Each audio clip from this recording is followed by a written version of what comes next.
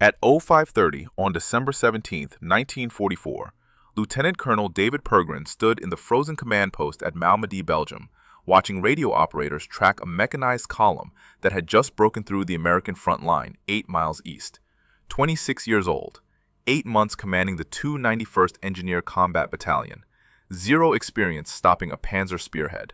The Germans had unleashed Kampfgruppe Peiper, 5,000 Waffen-SS soldiers, 117 tanks including 45 Tiger IIs. Joachim Peiper commanding. Their mission was simple: punch through to Antwerp, cut the Allied armies in half, win the war. Pergrin commanded 600 combat engineers, not infantry, not tankers, engineers, men trained to build bridges and clear mines. They carried rifles and grenades, but their primary weapons were C4 explosives, detonator wire, and technical knowledge. The German breakthrough had caught First Army completely off guard. Infantry divisions were retreating in chaos. Armored units were scrambling to regroup. Nobody was in position to stop Peiper, except Pergrin and his engineers. The math was brutal. First Army had lost 2,300 men in the first 6 hours of the German offensive. The 99th Infantry Division was being torn apart at Elsenborn Ridge. The 106th Infantry Division had ceased to exist as a fighting force. Entire battalions were surrendering or fleeing west. The roads were clogged with retreating Americans trying to escape the panzer columns. Pergrin received his orders at 0615. Establish roadblocks south and east of Malmedy. Defend the town. Delay Kampfgruppe Peiper. No reinforcements available. No heavy weapons. No tanks. Just 600 engineers with small arms and whatever explosives they could gather. The German advance was moving faster than anyone predicted. Peiper had already captured Hansfeld at dawn, taken fuel from American depots, captured vehicles and weapons. His lead elements were racing west along narrow forest roads toward 3 critical bridges: Abimont, Trois Ponts, Neufmoulins. If Peiper secured those crossings, his Tigers would break into open country. Nothing between him and the Meuse River. Nothing between the Meuse and Antwerp. Pergrin studied the map. The terrain was his only advantage. The Ardennes was heavily forested, steep hills, narrow roads, rivers cutting through valleys. The Germans needed bridges. Every bridge. If the bridges were intact, Peiper would race through. If the bridges were destroyed, his entire Kampfgruppe would stall. Pergrin made his decision. They would blow every bridge before the Germans reached it. Not after the Panzers arrived. Not during a firefight. Before. They would watch for the German columns, calculate timing, wire the charges, wait until the last possible moment, then destroy the crossing. It was a suicide mission. Engineers working under fire were easy targets, exposed on bridges, visible to German gunners. One mistake in timing, and the Panzers would capture the bridge intact. One moment of hesitation, and the engineers would be overrun. The detonation teams would be standing on the bridges when 5-ton Tigers rolled into view. Other officers questioned the plan. Some called it reckless. Others suggested falling back to defensive positions farther west. Let the infantry handle Peiper. Let the armored divisions counterattack. Engineers were not supposed to fight mechanized SS columns. Engineers were supposed to support infantry operations, build bridges, not blow them up in the face of advancing Tigers. Pergrin ignored the criticism. His battalion had trained for bridge demolition. They knew explosives. They understood structural weaknesses. They could calculate exactly where to place charges to drop a span.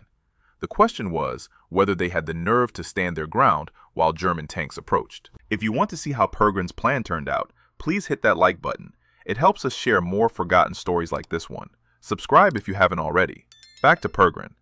The first test would come at Haibimont, a small stone bridge over the Amblev River. C Company had the assignment. Lieutenant Bucky Walters commanding. 23 men. Enough C4 to collapse the span. Radio contact with forward observation posts watching for German movement. Walters positioned his demo team on the bridge at 0700, wired the charges to the stone supports, connected the detonators, ran the wire back to a covered position 50 yards west, then waited. German reconnaissance vehicles appeared on the east bank at 0742, half-tracks, scout cars, moving fast. The lead elements of Kampfgruppe Peiper, behind them the first Tigers.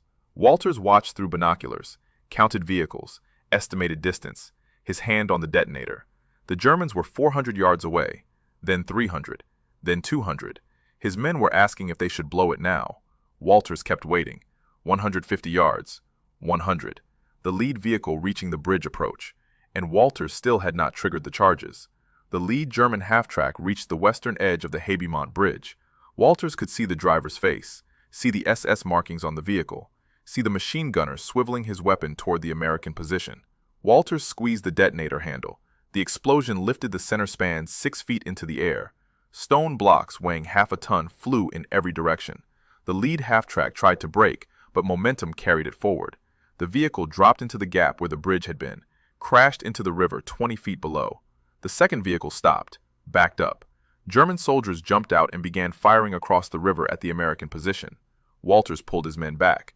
They had accomplished the mission. Habiemont Bridge was gone. Kampfgruppe Peiper would have to find another route. The demolition had bought First Army perhaps 30 minutes, maybe an hour if the Germans had to reconnoiter alternate crossings. Every minute mattered. Every delay gave American forces more time to establish defensive positions. But Peiper was not stopping. His column turned south, headed for the bridge at Trois Ponts. A larger crossing. 2 bridges actually. One over the Amblève, one over the Somme. Both bridges were critical. If Peiper captured them intact, he would have a direct route to the Meuse. The town of Trois Ponts was defended by a single squad of engineers. 12 men. No heavy weapons, no anti-tank guns. Just rifles and whatever explosives they had managed to gather. Pergrin knew the Trois Ponts situation was desperate. He radioed the squad leader, Sergeant Robert Billington, told him to prepare both bridges for demolition, wire every support, use every pound of available C4, blow both spans the moment German lead elements appeared. Do not wait for orders. Do not hesitate. Destroy those bridges. Billington began work at 0830. His men placed charges on the Amblève Bridge first. The structure was steel and concrete. Newer construction. Harder to drop than the stone bridge at Habiemont. They positioned explosive packs at critical load points, main supports, joint connections, areas where structural stress was concentrated. Used twice the normal amount of C4 because they had no time to calculate precise charge placement. The Somme Bridge required different tactics. Older construction. Stone arches. They drilled holes in the keystone positions, packed the cavities with explosives, ran detonator cord between the charges so one trigger would blow the entire sequence. Both bridges were ready by 0915. Billington positioned his men in buildings overlooking the crossing, told them to hold fire until the bridges were down. Then, get out. Do not try to defend the town, just blow the bridges and run. German tanks appeared on the eastern approach at 0938, Tigers, 4 of them, moving in column. Behind them came half-tracks carrying SS Panzer Grenadiers. Billington waited until the lead Tiger was 30 yards from the bridge, then triggered the Amblève demolition. The blast was enormous, much larger than the Habiemont explosion. The entire center section of the bridge disintegrated. Chunks of concrete the size of automobiles crashed into the river. The Tiger stopped. Peiper himself was reportedly in that lead vehicle. He climbed out, stood at the edge of the destroyed bridge, stared across the gap at the American position on the far bank. Then, Peiper did something unexpected. He began laughing. Not angry, not frustrated, laughing. His officers gathered around him. Peiper pointed at the demolished bridge, pointed at the small group of engineers retreating through Trois Ponts. Then he said the words that would become famous throughout the 6th Panzer Army. Those damned engineers. Those damned engineers. The phrase spread through the German ranks within hours. Peiper radioed it to division headquarters. Other commanders picked it up. By nightfall, every SS officer in the Ardennes offensive knew about the American engineers who kept blowing bridges. The engineers who were not supposed to be combat troops. The engineers who were delaying the entire northern thrust of Hitler's last offensive. But Peiper was not finished. He ordered his column to turn south again, find another bridge, another crossing. Somewhere the Americans had not had time to wire demolitions. His intelligence officers studied maps, identified a third option. A smaller bridge at Neufmoulins, less than 3 miles from Trois Ponts, probably undefended, probably intact. Pergrin received word of Peiper's movement at 1000 hours. The German column was racing toward Neufmoulins. B Company had 1 platoon in that sector, Lieutenant John Kirkpatrick commanding. 19 men. They had explosives, they had detonators, but they did not have the Neufmoulins bridge wired. Not yet. Kirkpatrick radioed that he needed at least 45 minutes to place charges and run wire. Peiper would arrive in 30 minutes, maybe less. Pergrin made the calculation. 45 minutes of work, 30 minutes until German arrival. The math did not work. Kirkpatrick would still be on that bridge setting charges when the first Tiger rolled into view. Pergrin told Kirkpatrick to do it anyway. Get on that bridge. Wire the charges as fast as possible. If the Germans arrived before the work was complete, blow whatever was ready. A partially demolished bridge was better than an intact crossing. Even damage to the approach ramps would slow Peiper down. Buy more time. Every minute counted. Kirkpatrick and his 19 engineers reached Neuf-Moulin at 10:15. The bridge was a simple steel truss span over the Liane Creek, narrower than the crossings at Habillement and Trois Ponts, but still capable of supporting Tiger tanks. They unloaded C4 from their truck, grabbed wire spools, ran onto the bridge, and started working. The demolition required precision even under time pressure. Bridge trusses were complex structures. Blow the wrong members and the span might stay up. Waste explosives on non-critical points and the bridge would sag but remain passable. Kirkpatrick directed his men to the main load-bearing joints, the connection points where vertical and diagonal members met the lower chord. Those were the weak spots. Destroy those joints and the entire center span would collapse. They worked in teams of 3, one man placing charges, one man securing them with wire, one man running detonator cord between positions. No talking, just hand signals and urgent movement. They could hear German vehicles approaching, engine noise echoing through the forest, growing louder, coming from the northeast along the only road that led to this crossing. By 10:30, they had placed 8 charges. Not enough. A proper demolition of this bridge required at least 16. But 8 might work if positioned correctly. Kirkpatrick made the decision. Connect what they had, get off the bridge, prepare to blow it the moment Germans appeared. His men were running wire back to the detonation position when the first German vehicle came into view. A Schwimmwagen, German scout car. 4 SS soldiers inside, moving fast. The vehicle was 300 yards away when Kirkpatrick's forward observer spotted it. 200 yards. Kirkpatrick's men were still connecting wire, still securing the detonator to the circuit. The Schwimmwagen was 100 yards away. 50. The German driver saw Americans on the bridge, started to brake. Kirkpatrick triggered the charges. 6 of the 8 explosions fired. 2 charges failed. The bridge lifted, twisted.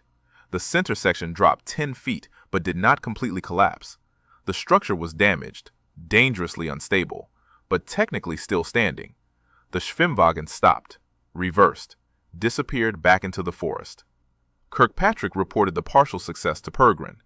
Bridge severely damaged, but possibly passable to German engineers with bridging equipment. Pergrin understood the implication. Peiper would send his pioneer company forward. They would assess the damage, maybe attempt repairs, maybe throw a temporary span across the gap. The delay would be hours instead of minutes, but it was still a delay, and delays were killing the German offensive. By noon on December 17th, Kampfgruppe Peiper had traveled less than 15 miles. The operational plan called for 60 miles on the first day. Peiper was 45 miles behind schedule. 3 demolished bridges, multiple detours, constant rerouting. And everywhere he turned, another group of American engineers was setting up roadblocks or wiring another crossing for demolition. Pergrin repositioned his companies.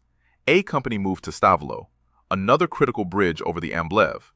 German intelligence indicated Peiper would attempt that crossing next. C Company established positions at Verbemont, a road junction that controlled access to 3 separate routes west. B Company remained mobile, ready to respond wherever the German column appeared next. The casualties were mounting, not from direct combat, from the work itself. Engineers under fire, exposed positions. German artillery finding their locations. Staff Sergeant Paul Hinkle was killed placing charges on a bridge approach at Stavelot. Corporal Michael Chen was wounded by German machine gun fire while cutting detonator wire. Private First Class Anthony Delgado drowned when he fell from a damaged bridge into the Amblève River while attempting to recover unused explosives. But the mission continued. Every bridge Peiper needed was either destroyed or prepared for demolition. Every road junction was blocked or mined. Every fuel depot in his path was burned or evacuated. The 291st Engineer Combat Battalion was fighting a defensive action without firing more than a few dozen rifle shots. Their weapons were explosives and timing and technical knowledge, and it was working.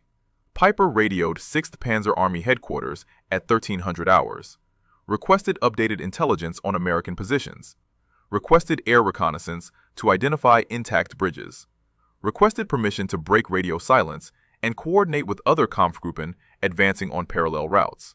His tone was professional, but his frustration was clear. The Engineer Battalion was destroying his timetable. His fuel situation was becoming critical, and he still had not reached the Meuse. But Pergrin faced a different problem. His explosives were running out. The battalion had started December 17th with approximately 4,000 pounds of C4. By midday, they had used more than half. Additional supplies were being trucked forward from 1st Army depots, but those convoys were caught in the same traffic jams created by retreating American units. Pergrin calculated he had enough demolitions for perhaps 6 more bridges, maybe 8 if his men were conservative with charge placement. After that, the 291st would have nothing left to blow. Pergrin requested emergency resupply at 1400 hours. 1st Army acknowledged, but could not guarantee delivery time. The roads behind American lines were chaos. Supply trucks mixed with retreating infantry, ambulances carrying wounded, headquarters units evacuating, artillery batteries repositioning. Nobody could move fast. Traffic was gridlocked for miles. So Pergrin improvised.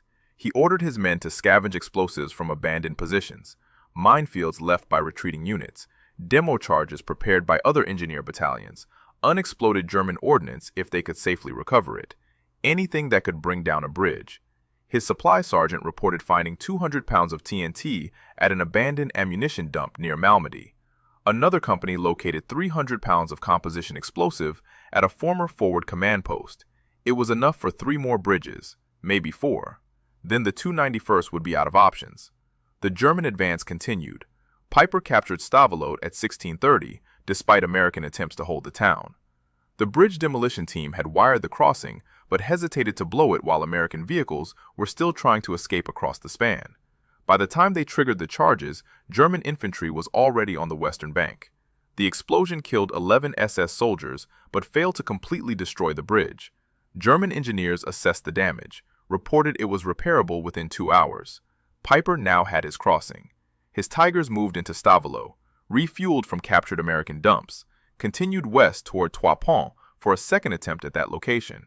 But this time, Peiper split his force, sent a detachment north to Francorchamps, another south toward Rouen. 3 separate thrusts, testing American defenses, looking for the weak point. Pergrin tracked all 3 columns. His observation posts reported German movement, radioed positions, and estimated strength. But the 291st was stretched thin, 600 men covering dozens of potential crossing sites across a 20-mile front. They could not be everywhere, could not wire every bridge, could not stop every German probe. At Francorchamps, a small bridge over the Eau Rouge stream was captured intact. Peiper's northern detachment secured it before American engineers arrived. The Germans immediately pushed reconnaissance vehicles across, sent scout patrols west to identify the next objective. Within 30 minutes, they had advanced 2 miles, encountered no resistance, radioed back that the route was clear. But the route was not clear. It was mined. Pergrin had ordered defensive minefields placed along every likely axis of German advance.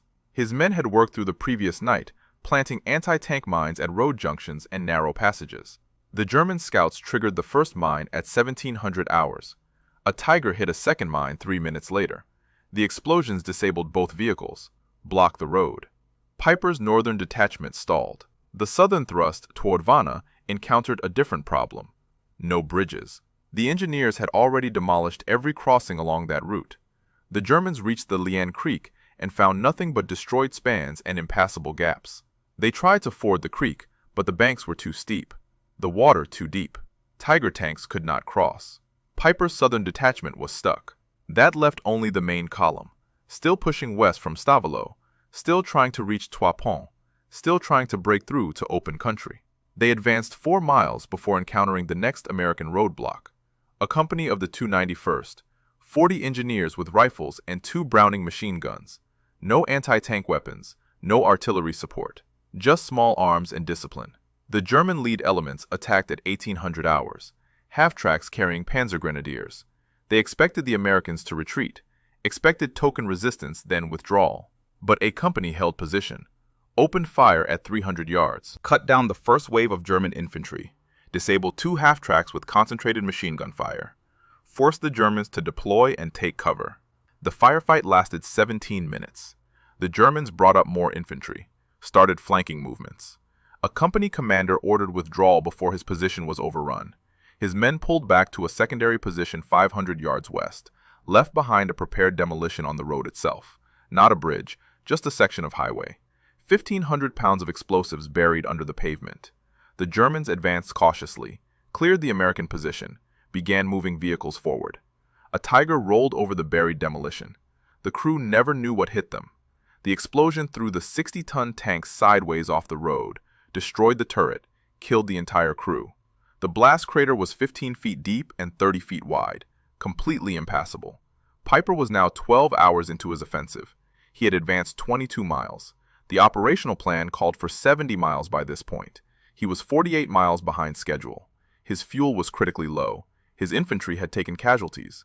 3 of his Tigers were disabled or destroyed, and everywhere he turned, there were more American engineers, more demolished bridges, more roadblocks, more delays. At 1900 hours, Peiper received new orders from 6th Panzer Army. Continue the advance. Bypass obstacles where possible. Maintain momentum. Reach the Meuse within 24 hours. The entire northern offensive depended on Kampfgruppe Peiper breaking through. But Peiper could not maintain momentum. Not with every bridge destroyed. Not with American engineers contesting every mile. He made the decision to halt for the night, consolidate his scattered columns, reassess the situation. His men were exhausted. 20 hours of continuous movement, combat, delays. They needed rest, fuel, ammunition resupply. The Germans established defensive positions around Stavelot, set up command posts, posted guards, settled in for a few hours of sleep. They assumed the Americans would use the darkness to withdraw farther west, assumed the morning would bring easier progress. They were wrong. Pergrin used the night for preparation. His companies moved into new positions while the Germans rested, wired more bridges, planted more mines, established observation posts overlooking every route Peiper might use at dawn. The engineers worked in darkness. No lights, no noise, just silent movement and careful placement of explosives. They were running on adrenaline and coffee, and the knowledge that thousands of American lives depended on them buying more time. At 2200 hours, Pergrin received his first resupply convoy, 2 trucks carrying explosives from 1st Army depots, 1,800 pounds of C4, 600 pounds of TNT, enough demolitions for perhaps 10 more bridges. His supply sergeant distributed the material immediately, sent runners to each company position with fresh explosives, told them to wire every remaining crossing within their sector. The casualty reports continued through the night. Sergeant William Foster killed by German sniper fire while observing enemy positions near Stavelot. Private Robert Yamamoto wounded when his jeep hit a mine on a darkened road. Corporal James Murphy missing after his squad encountered a German patrol near Vannes. The 291st had lost 11 men killed and 37 wounded since the offensive began. Small numbers compared to infantry units, but devastating for a 600-man battalion. Pergrin also received intelligence updates. Other German columns were advancing on parallel routes. The 2nd Panzer Division was pushing toward Hufalize. The Panzer Lehr Division was attacking near Bastogne. The entire German offensive was unfolding across a 60-mile front. Kampfgruppe Peiper was just one piece, but it was the most dangerous piece, the spearhead, the breakthrough force. If Peiper reached the Meuse, the entire Allied position in Belgium would collapse.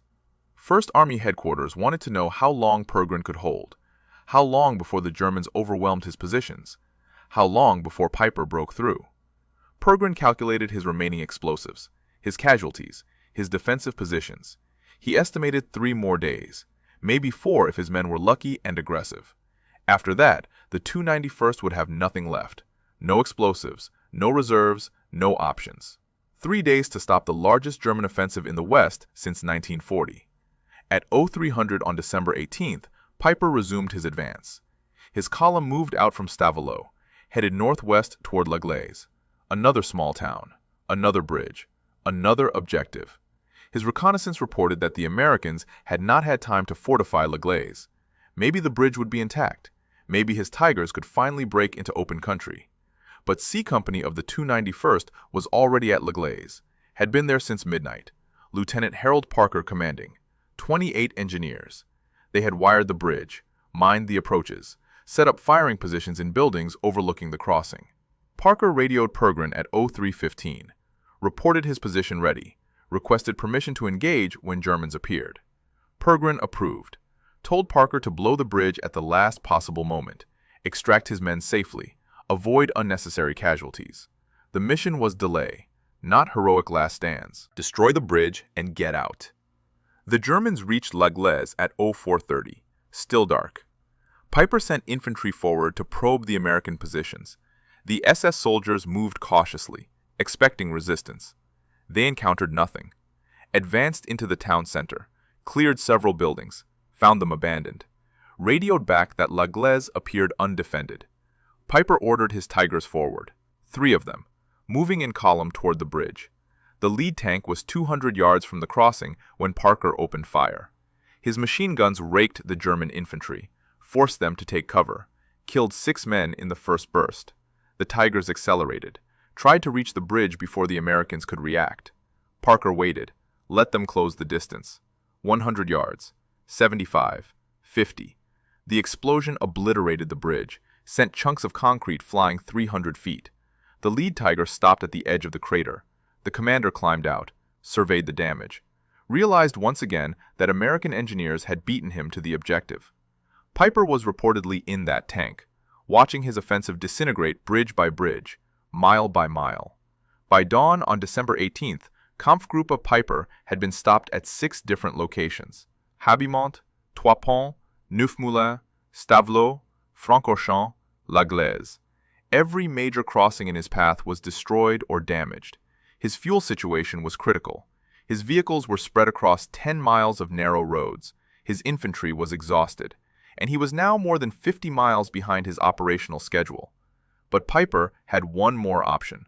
One bridge the Americans might not have had time to wire.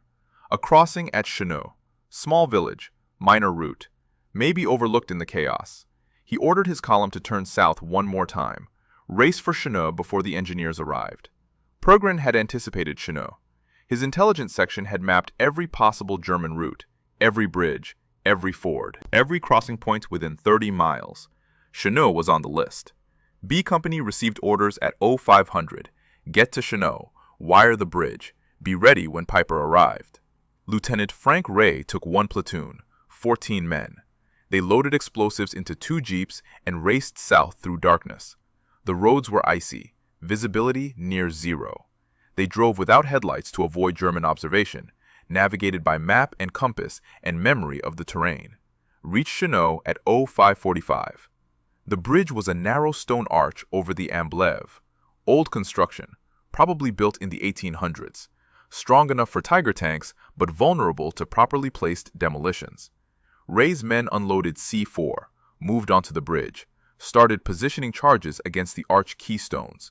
They worked fast. German vehicle noise was audible from the northeast. Peiper's column approaching. Maybe 15 minutes away, maybe 10.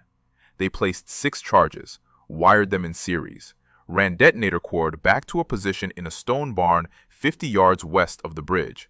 Ray tested the circuit, got a positive reading. The demolition was ready. His men took cover, waited, watched the eastern approach through gaps in the barn walls. The first German vehicle appeared at 0612, a Panther tank, then another, then 3 more.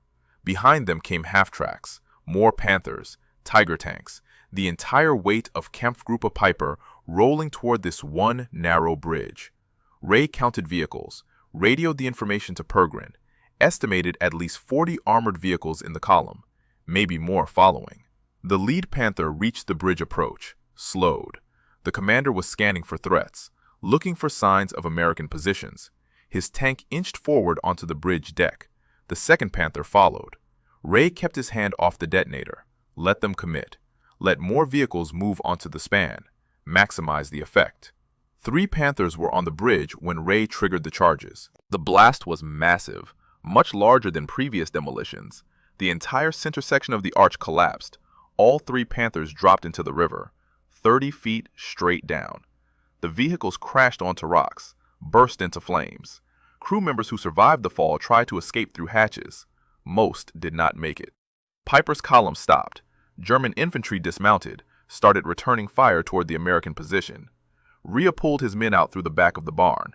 They moved west through forest, avoided roads, reached their rally point 2 miles away without casualties. Mission accomplished. Another bridge destroyed. Another delay inflicted on Kampfgruppe Peiper. By noon on December 18th, the situation was clear. Peiper was trapped, surrounded on 3 sides by American forces, his fuel exhausted, his vehicles immobilized, his infantry pinned in defensive positions around Le Glaise and Stoumont. The 82nd Airborne Division had moved into blocking positions north of his column. The 30th Infantry Division held positions to the west. The 7th Armored Division controlled routes to the south. Kampfgruppe Peiper was contained. The German offensive continued elsewhere. Other panzer divisions made progress toward Bastogne. The 2nd Panzer Division advanced to within 4 miles of the Meuse River at Dinant. But without Peiper breaking through in the north, the entire operation was failing.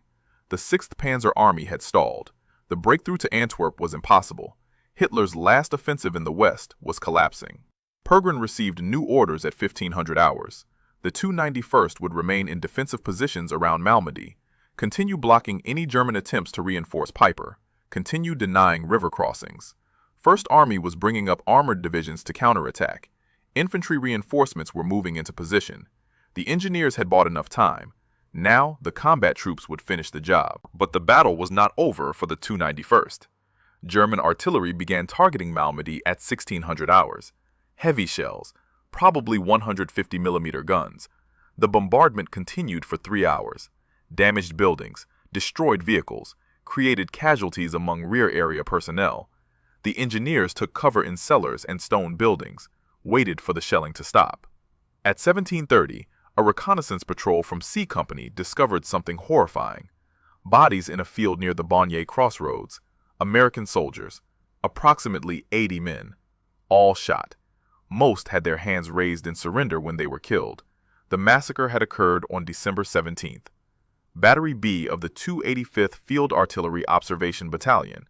They had been captured by Kampfgruppe Peiper, lined up in the field, machine-gunned. 17 survivors were found hiding in a cafe basement nearby, wounded, freezing, traumatized.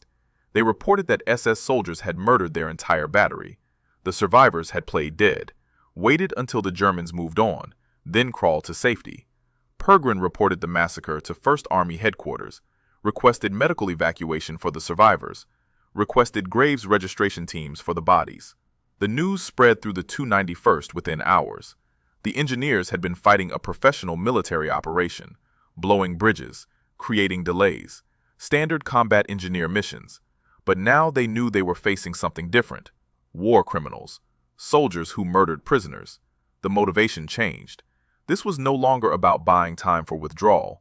This was about stopping an enemy who committed atrocities. Pergrin addressed his battalion that evening, told them what had happened at Bonnier, told them the Malmedy massacre would not be forgotten, told them their work destroying bridges had prevented Peiper from reaching more American units, had saved lives, had stopped the breakthrough. The engineers had done their job, and they would continue doing it until the Germans were defeated. On December 19th, the weather cleared. American fighter bombers attacked Peiper's trapped column, destroyed vehicles, killed SS soldiers, cut off any possibility of German retreat. By December 21st, Kampfgruppe Peiper was finished, out of fuel, out of ammunition, surrounded. Peiper abandoned his vehicles, led his surviving men east on foot through American lines, left behind all his Tigers, all his Panthers, all his equipment.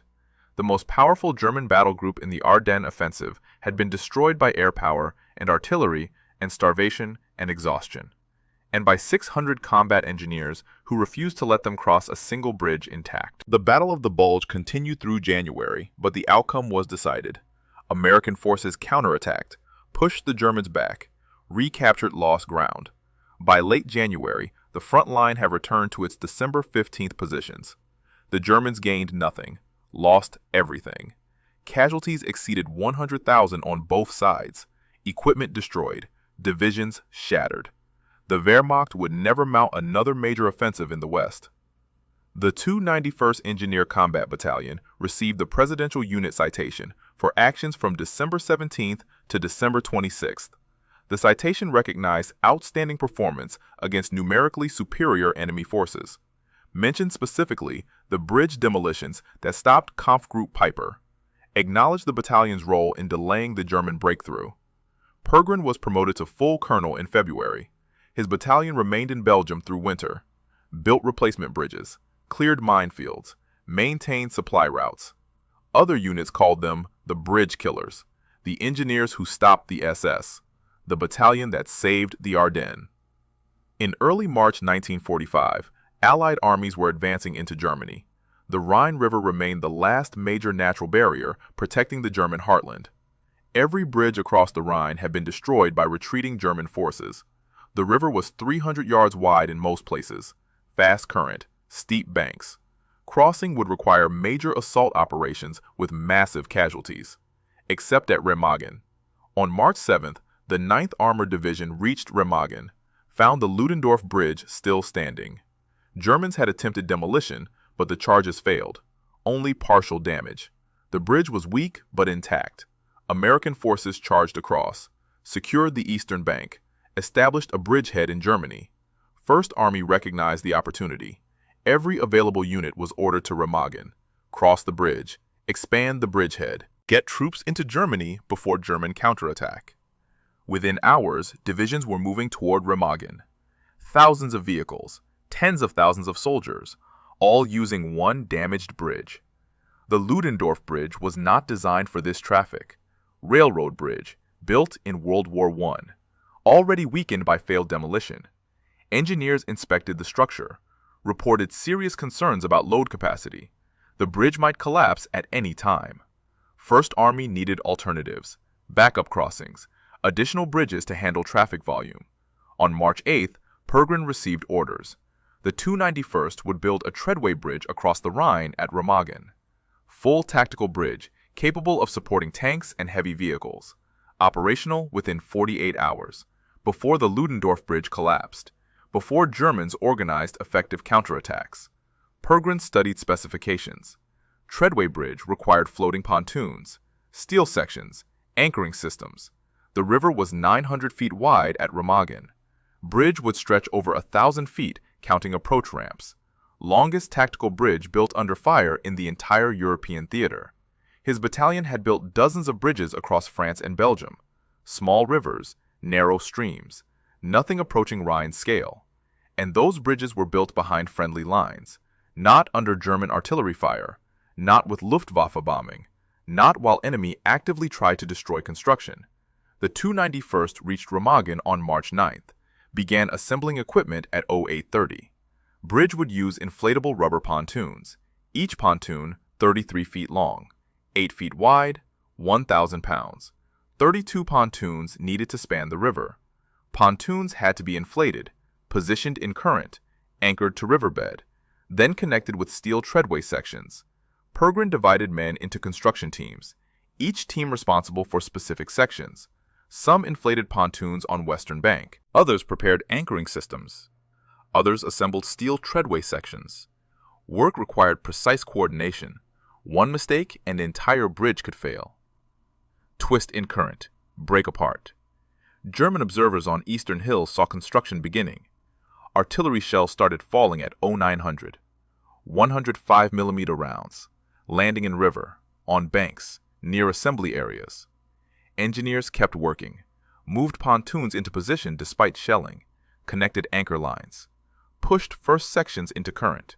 The Rhine flowed at 7 miles per hour, fast enough to sweep away unsecured pontoons, strong enough to pull men underwater.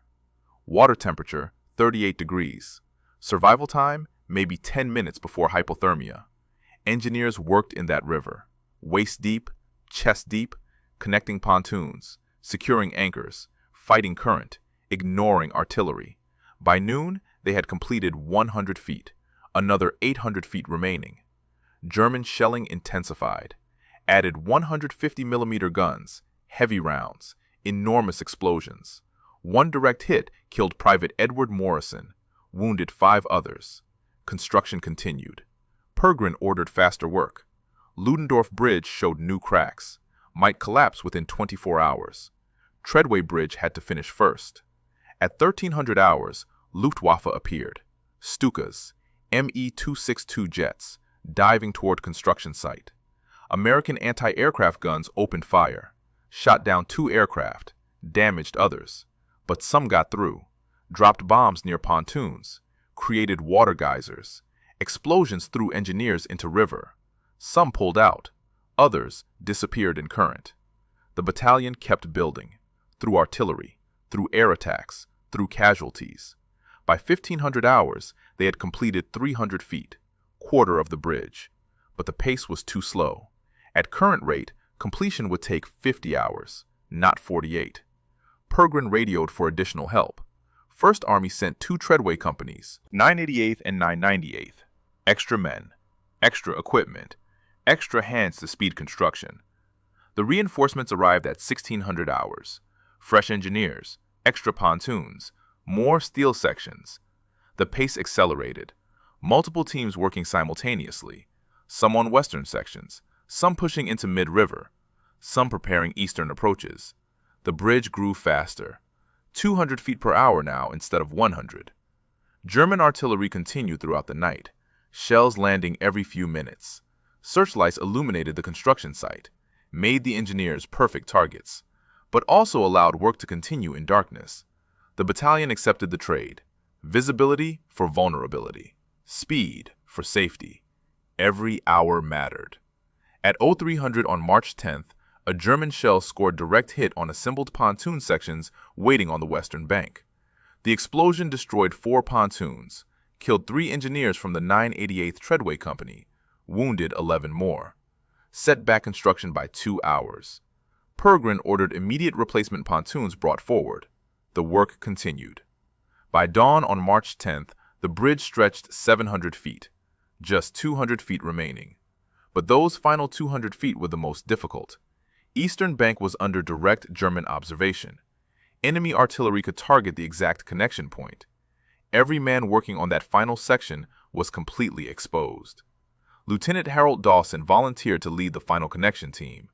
15 engineers. They moved onto the incomplete eastern end at 0630. German shells began falling immediately. Dawson's team worked through the barrage, positioned the last pontoons, connected steel treadway sections, secured anchor lines. 3 men were wounded, but none killed. By 0700, the eastern end was anchored to the bank. Final connection required linking eastern and western sections in mid-river. The floating sections had to align perfectly. Any gap and vehicles could not cross. Any misalignment and the bridge would twist apart in the current. Engineer teams worked from both directions, inching the sections together, adjusting for current drift, fighting to maintain position. At 1000 hours on March 10th, the final connection was made. 1,032 feet of floating bridge across the Rhine River, built in 32 hours under constant German fire, the longest tactical bridge constructed during World War II. First Army immediately began moving vehicles across, tanks, artillery, supply trucks. Within hours, thousands of troops were crossing into Germany. At 1500 hours on March 17th, the Ludendorff Bridge collapsed, just as engineers predicted. The structure gave way under accumulated damage and stress, fell into the Rhine, killed 28 engineers who were working on repairs, injured 93 others. But by then, the Treadway Bridge was handling all traffic. 2 additional pontoon bridges had been completed. The Remagen bridgehead was secure. Over 125,000 American troops crossed the Rhine at Remagen, using bridges built by combat engineers. The bridgehead allowed First Army to drive deep into Germany, encircle the Ruhr industrial area, capture hundreds of thousands of German troops. The war in Europe ended 8 weeks later. The 291st Engineer Combat Battalion completed 73 bridges during the war, 19 built under enemy fire, cleared 7,000 mines, demolished 6 bridges to stop German advances, lost 8 men killed in action, 93 wounded. Out of 600 who served, the most decorated combat engineer battalion in the European theater. Pergrin returned to civilian life in 1945, worked as railroad executive for Pennsylvania Railroad, later Penn Central, retired as vice president and chief engineer. Published his memoir, First Across the Rhine, in 1989. The book documented the battalion's role in stopping Kampfgruppe Peiper and building the Remagen Bridge. Became required reading at Army Engineer School. Colonel David Pergrin died April 7, 2012, 3 months before his 95th birthday. He was buried with full military honors. His legacy lives in every combat engineer who understands that sometimes the most important weapon is not a rifle, but timing and technical knowledge and courage to stand your ground when tanks are approaching. The bridge at Remagen is gone. The Ludendorff Towers remain as a museum. Inside are photographs of the 291st building their Treadway Bridge, documents from the Battle of the Bulge, Pergrin's Silver Star and Purple Heart, the Presidential Unit Citation. Visitors can stand where American engineers worked under fire, can see the river they crossed, can understand what 600 men accomplished in December 1944 and March 1945. If this story moved you the way it moved us, do me a favor, hit that like button. Every single like tells YouTube to show this story to more people. Hit subscribe and turn on notifications. We're rescuing forgotten stories from dusty archives every single day. Stories about engineers who saved lives with explosives and timing and courage. Real people, real heroism. Drop a comment right now and tell us where you're watching from. Are you watching from the United States, United Kingdom, Canada, Australia? Our community stretches across the entire world. You're not just a viewer. You're part of keeping these memories alive. Tell us your location. Tell us if someone in your family served. Just let us know you're here. Thank you for watching. And thank you for making sure Colonel Pergrin and the 291st don't disappear into silence. These men deserve to be remembered, and you're helping make that happen.